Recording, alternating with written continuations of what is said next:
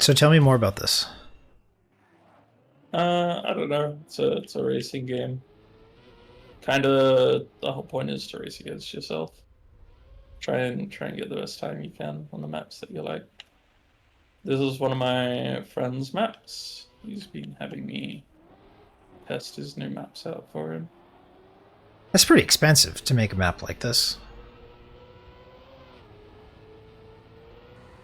This reminds me of what it was like to spectate you doing surf. Does this like replenish the the void to some extent it was caused when CS surf disappeared?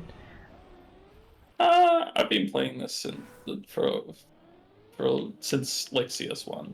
Oh wow. So CS uh, by CS1 I mean CS:GO. Um, I don't know. Yeah, it's just a chill game. I wouldn't say it replaced surf, but How much did you surf? Did you surf quite a bit? it did. That was a bad time.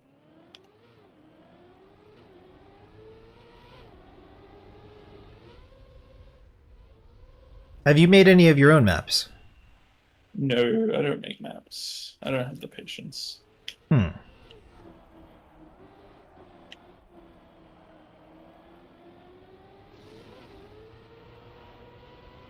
There's a game for Nintendo 64 called Wipeout. Have you ever heard of it? I don't think so.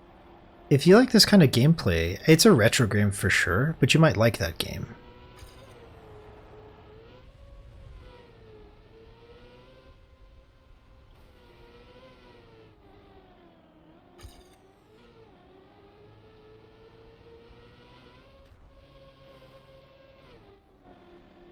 How was your ping when we were playing Overwatch? I had about 60 ping. Nice. We're We playing should on Australia servers. we should definitely do that again. I'll work on like keybinds and just figure them out for each character so that it's not like something ridiculous. We should be good to go. Next time I'll have double the FPS, so less complaints about aim. But that was only like it was if it's sub 200 FPS, there's stuff that I can do to cope with the ping. Yeah. It's not really that big of a deal.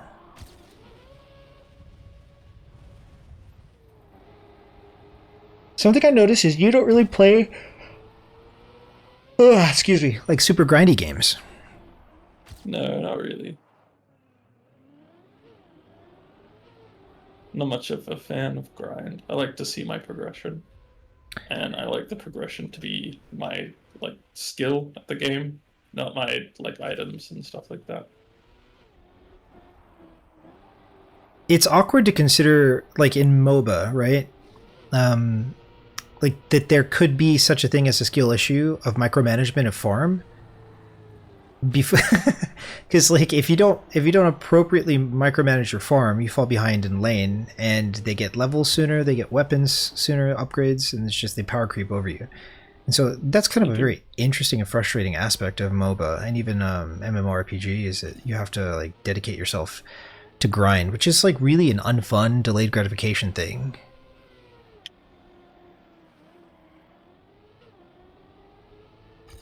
Whereas this is just like pure action.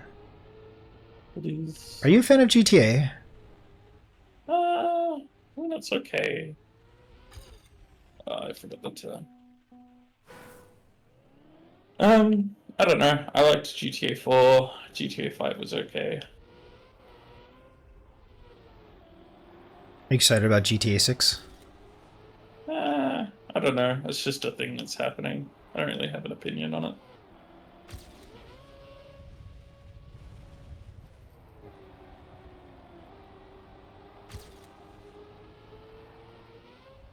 Are you? I am. This is gonna sound strange, right? But like, I don't watch Twitch too often, but every so often I will scroll through like GTA or see what because like the content creators are always doing roleplay on GTA, and so maybe it's a guilty pleasure that I watch streamers that stream GTA and just like they're always just role playing with like a group of people inside an instance of something, like pretending to rob each other or like whatever the hell that is. I don't know what that is, But there's something about that that's like kind of hilarious and stupid, and very like dumb enjoyment. It's the same idea as Gmod Dark RP. Sandbox. Wait, what? Gmod? What is it? Dark RP. Dark Heartbeat. Dark RP. I don't know what that is. Well, what you saw people doing in GTA, it came from like a Gmod RPG service. Oh, you're saying RP. I'm hearing something Yeah. else. My bad.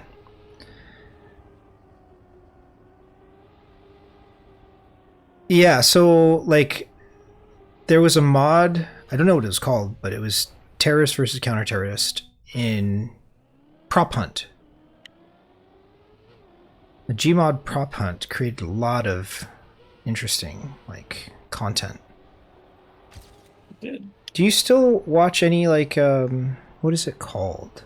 VR chat. Do you do you watch any content on VR chat, or do you play VR chat? I have played VR chat. I jump on occasionally, but I don't watch any content for it. What is that experience like for you? Because like I've never had that experience, and I know that it's kind of like this. It's definitely a subculture. VR chat. Yeah. VR chat is a very sad place. This took a dark turn. How so? But Yeah. also, please tell me more. It's very enablist. Like if you have a bad habit, it will be like motivated. You'll be motivated to do it more.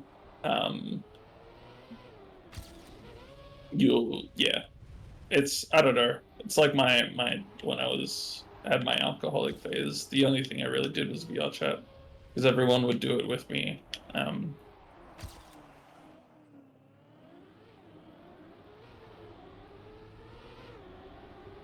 A lot of the people there are very fake. They just like use each other. It's very a lot of people with mental illness there as well, but it's all like basking in it, I guess. I see. So Instead of- enablist, I never associated, but you're basically attaching enablist to like a codependent scenario. It's just like a community that enables like bad habits and destructive behavior.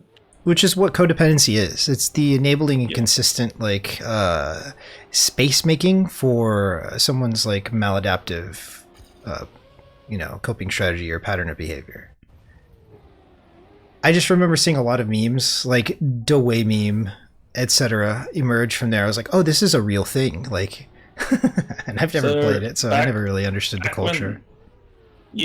Back when that meme like became a thing, VR chat was a very different place. How than so? it is now. Well, it wasn't enablers back then. I see. People So just got on there to chat with people and make friends, and a lot of trolls and Uganda knuckles as well. But right. it was a lot brighter community. So you still had people that went in there to drink and stuff, but that was like a very small minority of people. It was just people hanging out, talking to each other, having fun, chatting shit. How did your persona evolve through that game? Did anything change? Did you have a different name or a different like avatar or idol that you used from the start to the finish? So, I had a couple different ones, couple different avatars or whatever. My Discord picture at the moment is actually my friend's drawing of one of my VR chat avatars.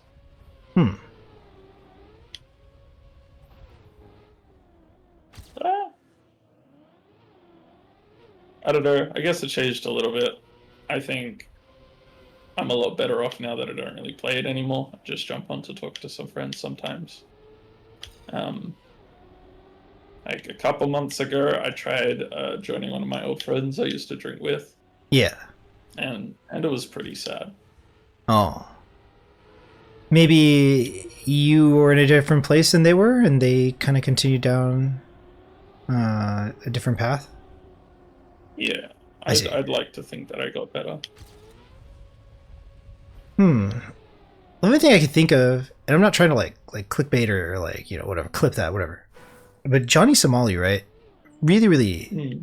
is kind of at this peak of toxic IRL streamer, and so that's got to be influential. But it could be maybe influential to avoid doing that now. But there's been a time where it was just ramping up and ramping up and ramping up and getting kind of more like excessive, right? It's something around clout. And the reason I bring it up is because if you're saying early VR, like Ugandan Knuckles was a certain type of vibe, like kind of before that, maybe it's possible to presume or predict that people felt, and again, going back to the enablers thing, right? People felt encouraged to be a little bit more excessive and to like farm content, farm people, like almost going out of their way to be like that jerk on a bus in Japan, like, or a train, and just being like super rude to farm content, farm views. Maybe VR chat became a little bit more like that over time, and then it just kind of made it a bit more toxic than it was. Yeah. I don't know. There was a moment there where like people would go around crashing people through like shader bugs in Unity. That seems rude. That's mostly stopped now. Thank God for that. It can still happen. Mm-hmm. Um, there was uh, what else? I had something, but I forgot it. Shader bug didn't happen too often, or it doesn't happen too often anymore. It used to happen quite a bit. Oh yeah. There's a lot of doxing, a lot of drama, a lot of real life relationships that turn into just like very abusive relationships because obviously everyone's got their issues and they're not trying to fix it. They're just indulging. What do you make of that though? That's kind of like, so like we have like Huck Finn, right? Like, the legendary American classic or whatever. And it's really about a lot of different things. But like I have a family member and they're very outdoorsy. And they translated some of that to me early on, but like in my generation, right, there's more of a emphasis on IRL, like outdoors, like running the block, etc. Now everything's done online. Do you think that stuff like that represents the new age of like outdoorsy, like drama and excitement and like maybe risk reward? No, I don't believe they do it because they get adrenaline from it. I think the game and the communities that these people are in because of the game has just, I don't know, made them think that it's okay to be like that and that that's healthy.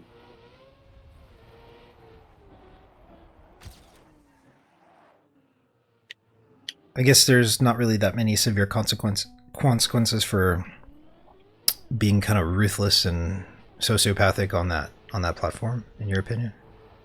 Yeah, I mean, you'll make fake friends and you'll lose fake friends. It's a very, if you think of like high school drama, so like they said something weird to one of their friends, so now the entire friend group calls them a pedophile, that kind of thing. Yeah. And by weird, I mean they just like were a bit rude or something. That's the kind of like culture that is like very prevalent in VR chat. I see. So cool kids club, bullying to some extent, culture? Yeah. Except like times it by like 10. It's pretty bad. I bet, because like in the era prior to like high speed internet, like word of mouth travels fast, but you don't have like 5 people with their cameras out like solidifying you permanently as a meme. Like that's so harsh, actually.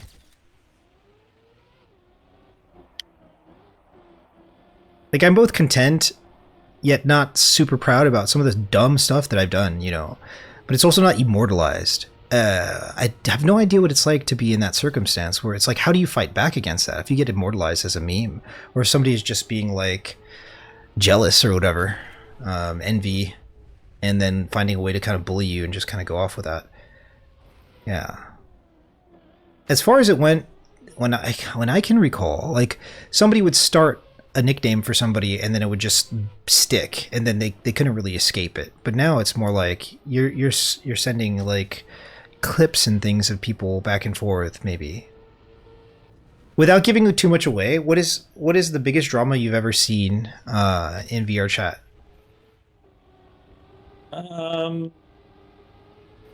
So one of my friends from VR chat had a pretty bad mental break. And he proceeded to burn all of his bridges, kill all of his friendships, say some really nasty shit to the entire friend group. And he basically lost that entire friend group as friends, which is crazy because they'd known him for like 6 or 7 years and they knew him in real life. Wow. The crash out of crash outs. Yeah, pretty much.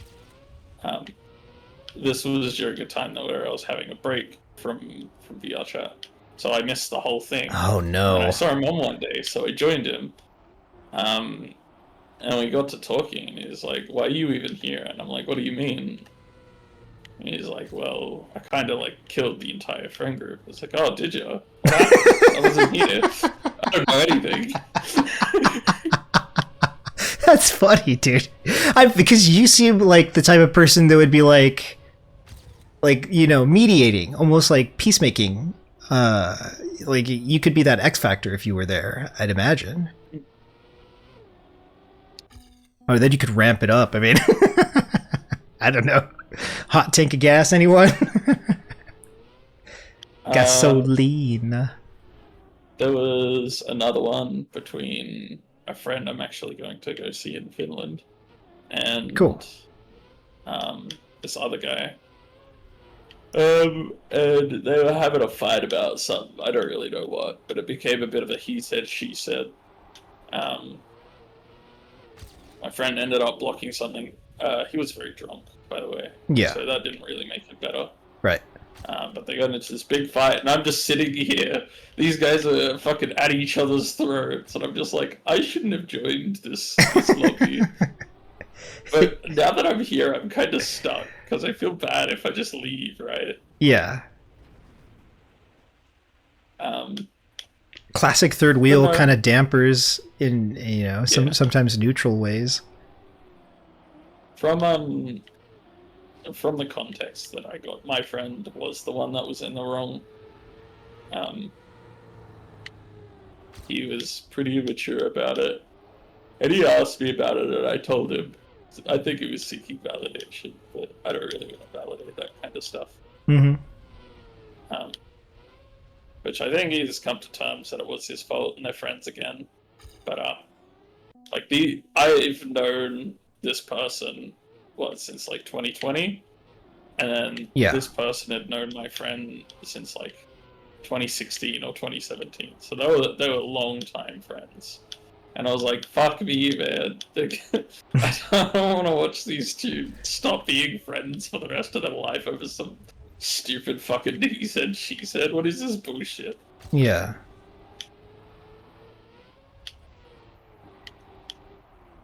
What's your take on that? Like, do you think burning bridges like that is sometimes necessary, or maybe is there always a way to thread the needle and resolve the conflict and compromise and figure it out? Like, I know I hear this often, and it's usually in regards to like adults, like be the more mature person, be the bigger person. Like, not that size is like strictly a metric used here, right? But it's like, well, when two people are yelling at each other, it takes one of them to go, okay, you know what, I'm done. Go ahead. Okay, are you finished? Okay, can we be done here? Let's talk about this tomorrow. Like, that's so impossible for me to do because, first of all, I'm always right.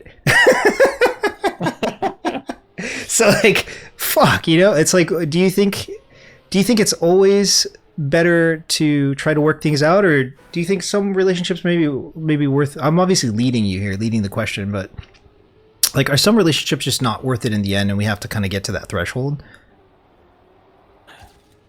So I think it depends on the context and what has happened previously. But like, um, the other guy was the one that ended up being like, okay, I can't hang out with you anymore. And I don't think he was wrong to say that. I think that was perfectly valid. If you guys are just gonna fight about this and it's gonna stick around, just take a break. Don't be friends for a bit. It doesn't matter. Just cool down. If being near this person makes you upset and irritated, then why are you friends? You can come back to it later if you still want to be friends, but for now, just take your break. Stop hanging out with them. It doesn't have to be forever. Take your time to get over it. Both grow as people and then come back when you're done. That's kind of my opinion. Hmm. If it can be settled with just a conversation, then that's great. But sometimes it can't.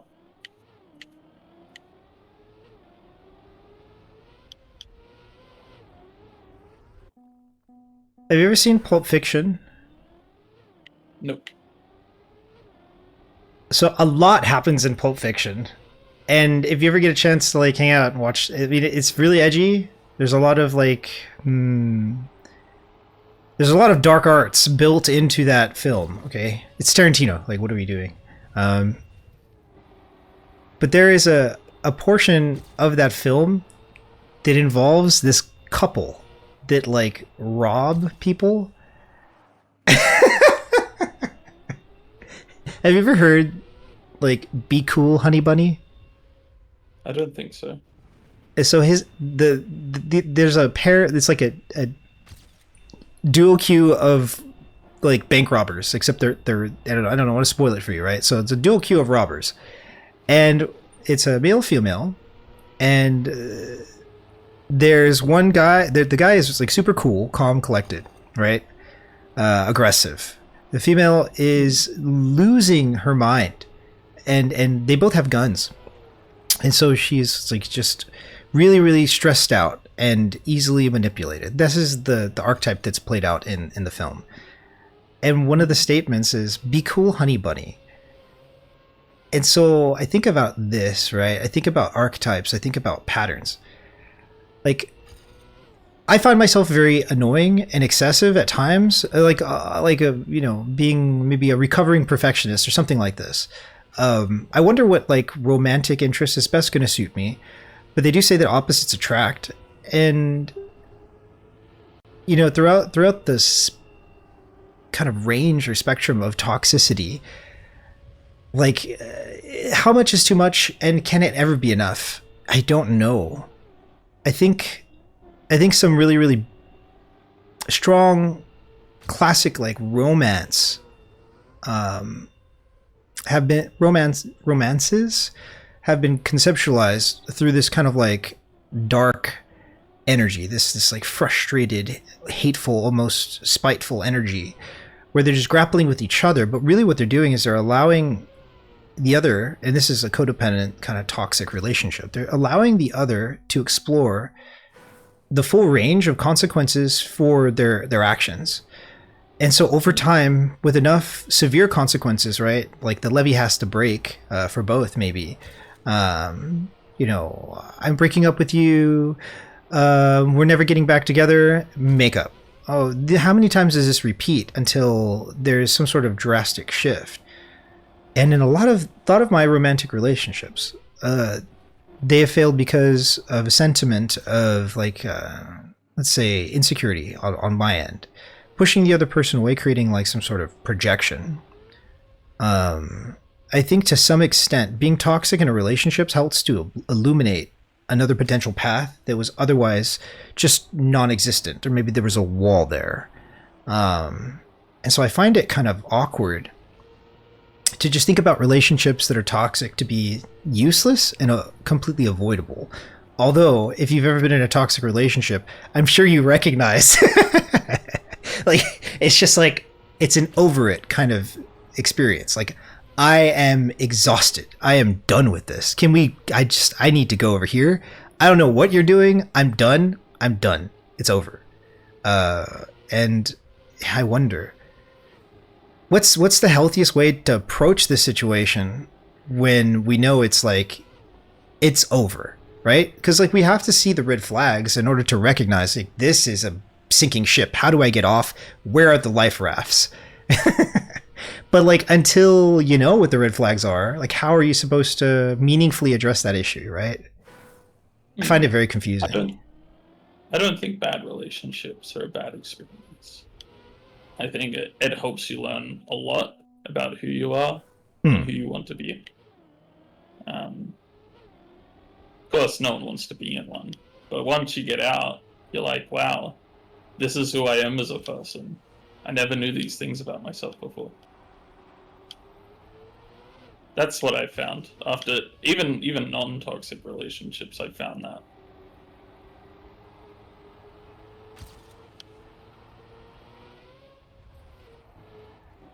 Like something revealed in you that you didn't recognize. What was the most frustrating thing about, I would say, your former selves, that you've kind of decided I need to work on this, I need to improve this, or is that not something that's happened for you? I think the biggest thing, and I'm still trying to work on it, but it's how I can't remember the word at the moment. Where everything, I have to correct everything. Micromanage, fix, God complex, savior syndrome. I don't know. I'm just like spitballing random stuff that I don't even remember where I heard, but like when you like they say,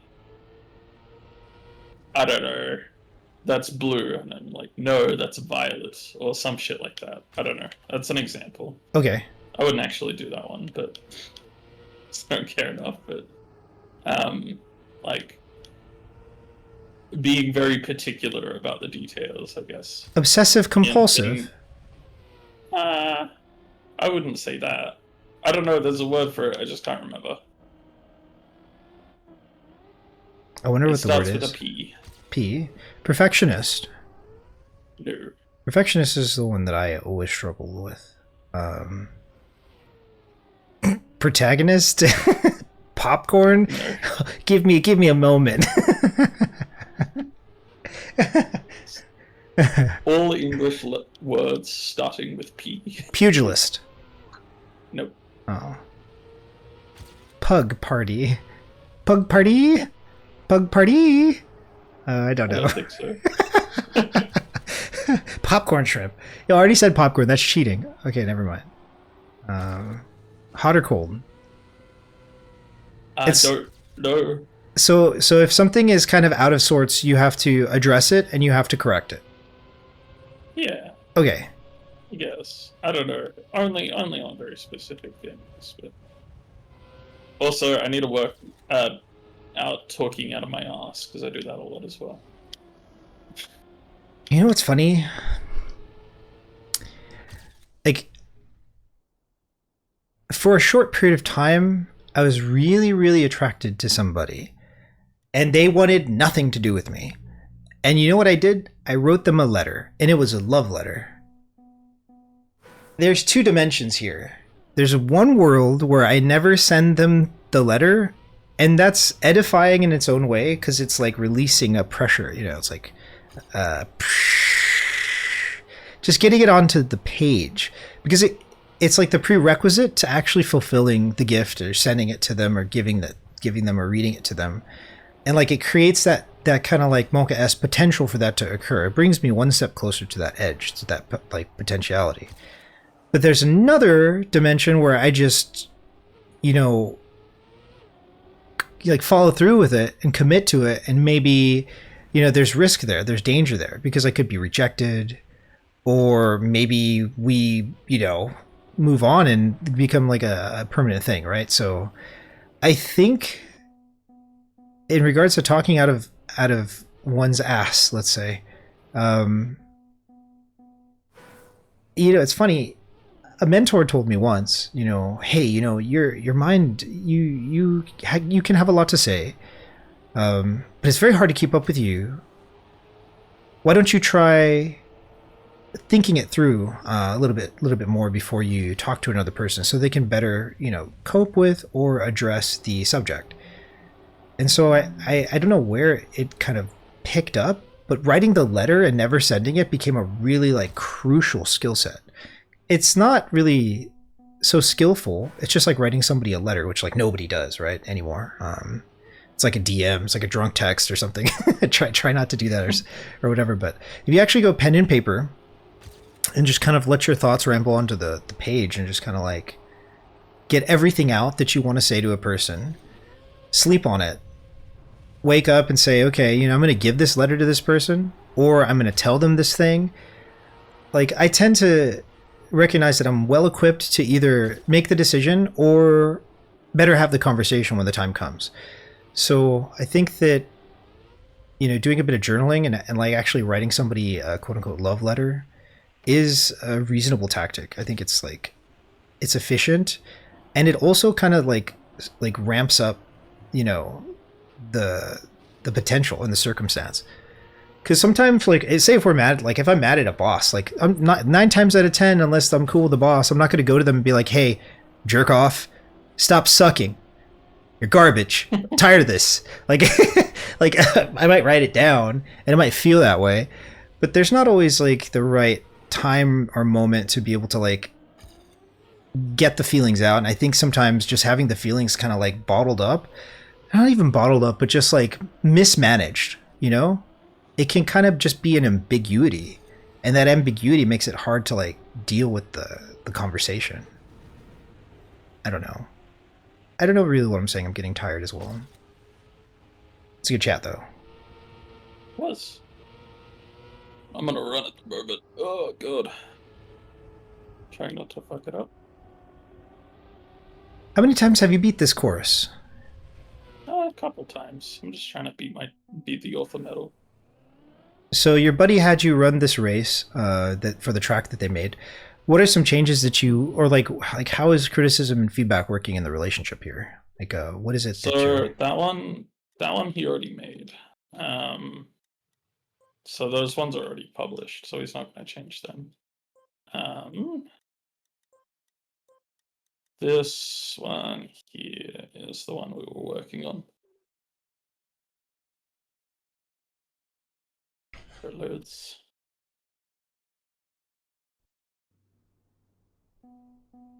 So this is the one I was helping him with, which is, I'll show you the part that we've been adjusting mainly.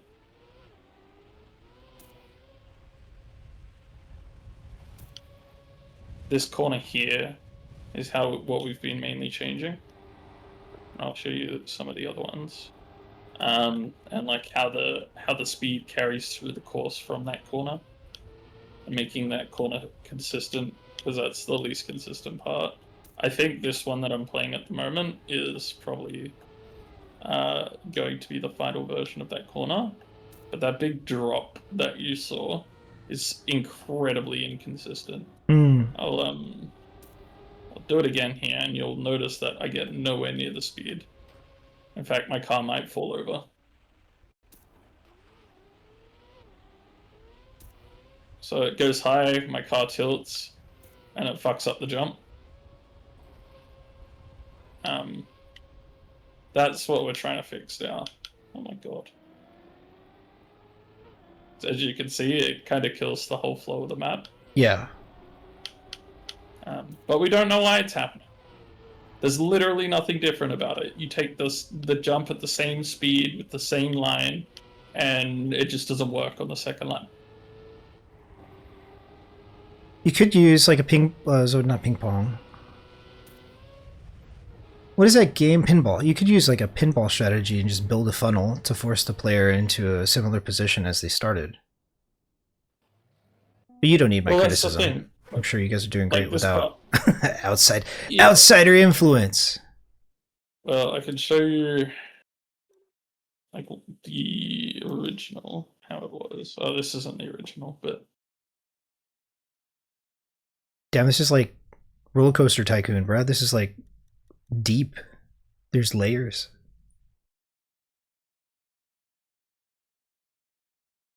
this is what the map was like when he first had me have a look at it and play test it for him. Oops.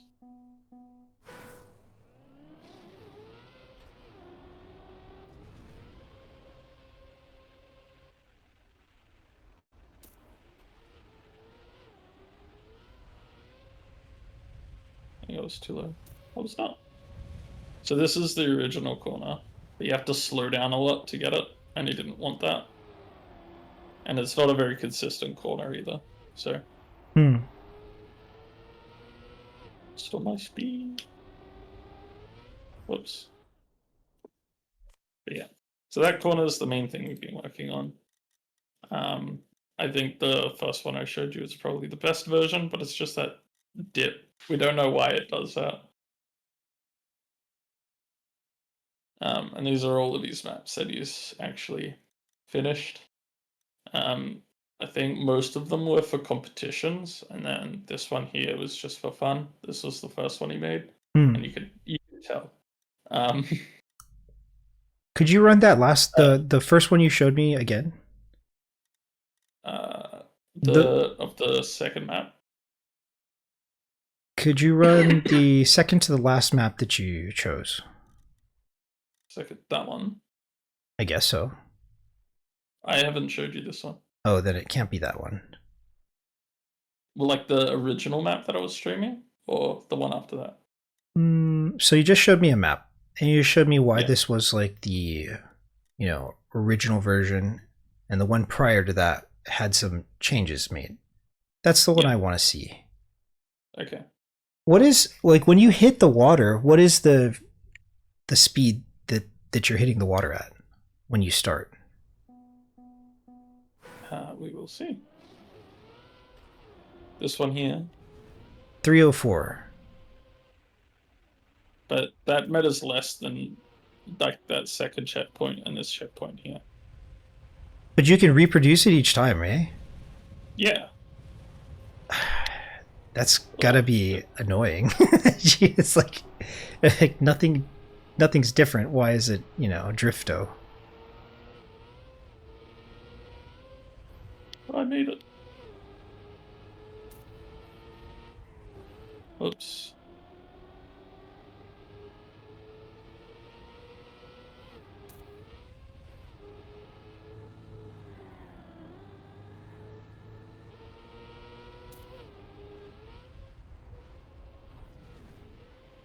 You hit it at 287.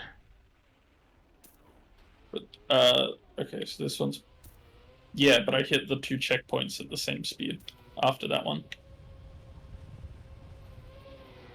Has this game been out for a long time? So this one was released in 2020, and then TrackMania 2 had 4 games, and they came out in like 2012 to 2014, I think. Oh, okay. And before that was Turbo, which I don't know when that one came out. And before that was TrackMania Nations Forever, and before that was Nations United. So it's had quite a lot of releases, this series. Could you ever see yourself as a professional driver? A professional, sorry? Professional driver? No. Like a race car driver? No, I don't think so.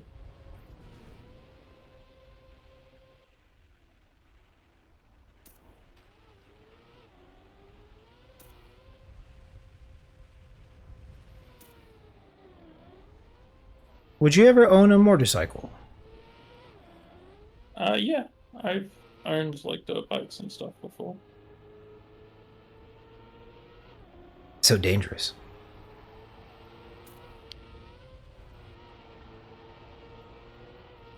I want to get my motorbike license one day. Oops. I think the armor that you have to wear when using a motorbike.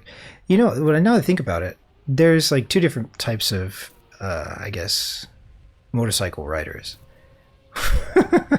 Armored and unarmored. Mm.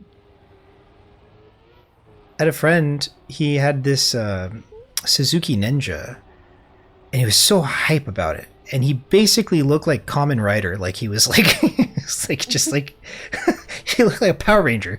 Like took off his helmet, and he had like it is like an endoskeleton. I was like, bro, what is that? He's like, it's if you get into an accident, you start sliding on the ground, it'll protect you. Because the biggest threat there is scraping your skin into your bone and causing a lot of issues, etc. Yeah. I just found it very fascinating. A lot of the fabrics on motorbike gear are designed to not tear. So if you fall off, yeah, it'll fucking hurt and you'll destroy your fucking knee, but you won't have any lasting injuries. Like if you have to slide. Does the Red Bull Soapbox tournament come through Aussie? I don't know. I've never heard of it. I don't know what it's called actually, but it's like a competition. You're given like this maximum threshold of weight or whatever metrics they're forcing you to like maintain, and so you like build a soapbox, and you got to go through a course that they create. It's so ridiculous. I bet that'd be a pretty cool hobby. I could see you doing something like that with your love for TrackMania. I'm gonna do an RPG map. RPG map? Yeah. Rocket propelled grenade? No. The driest no ever. Side eye. What is this? No. No. So the whole idea with RPG what is maps this? in this game is finding where you have to go, all the tricks to it, and then getting the best time you can. I don't know. I don't think I remember this map. Oh no. We'll do our best. Easy. I've done it before. Ah.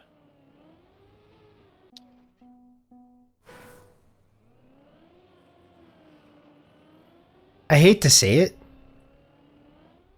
By virtue of you doing this type of thing, and like the self-policing involved here, like you have a conditioning that is required. And I am not speaking from experience to be a great musician. I don't consider myself as such, but also I have issues with perfectionism, and people think I sound fine or whatever, so whatever that means, take it with a grain of salt. But this like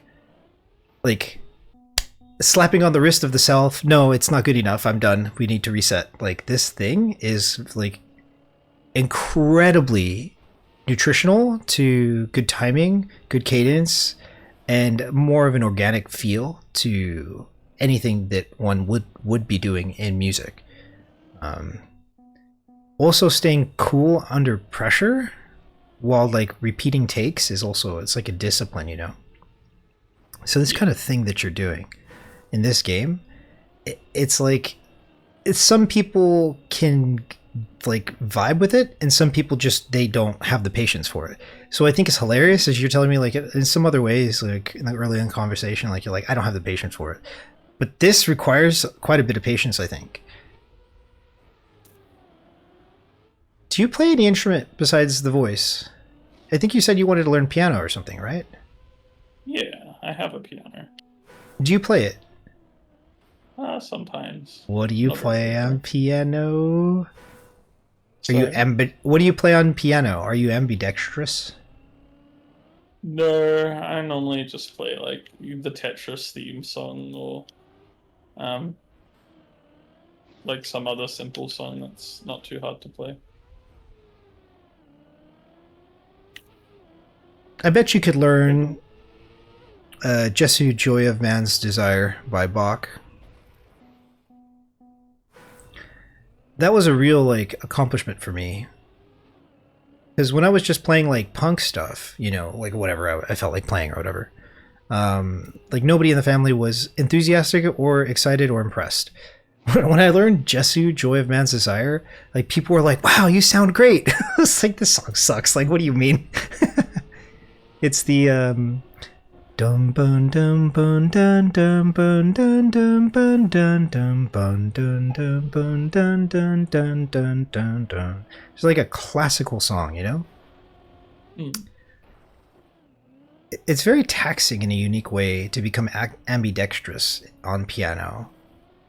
I am super rusty and can't play anymore, but I remember that being quite a unique experience.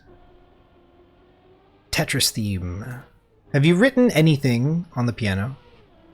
nope.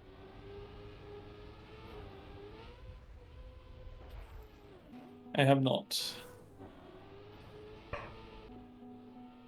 I can barely play it, so Hmm.